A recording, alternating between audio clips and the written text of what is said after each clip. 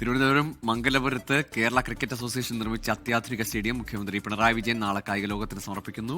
വൈകിട്ട് 6 മണിക്ക് നടക്കുന്ന പരിപാടിയിൽ T20 ലോകകപ്പിൽ ഇന്ത്യക്ക് ചരിത്ര വിജയം സമ്മാനിച്ച സഞ്ജു സാംസണെ ആദരിക്കും.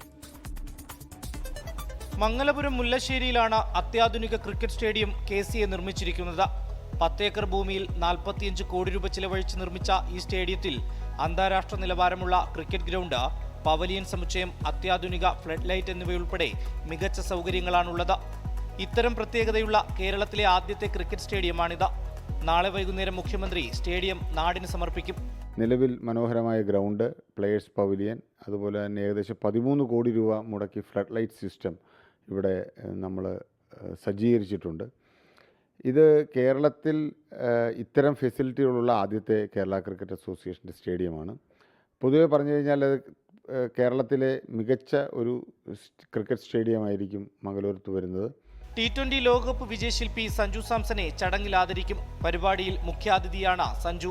KCAയുടെ 2ാം ഘട്ട വികസനത്തിന്റെ ഭാഗമായി ആരംഭിക്കുന്ന അക്കാദമിയുടെയും ഇൻഡോർ ക്രിക്കറ്റ് പരിശീലന കേന്ദ്രത്തിന്റെയും ഉദ്ഘാടനവും ചടങ്ങിൽ നടക്കും.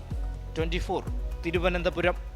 ലോകത്തെവിടെയായാലും ഏത് സമയത്തും 24 വാർത്തകളും ഓഗ്മെന്റഡ് റിയാലിറ്റി പാക്കേജുകളും എക്സ്പ്ലെയിനറുകളും വിശദമായി കാണാൻ ഞങ്ങളുടെ YouTube ചാനൽ നിങ്ങൾക്ക് സബ്സ്ക്രൈബ് ചെയ്യാം.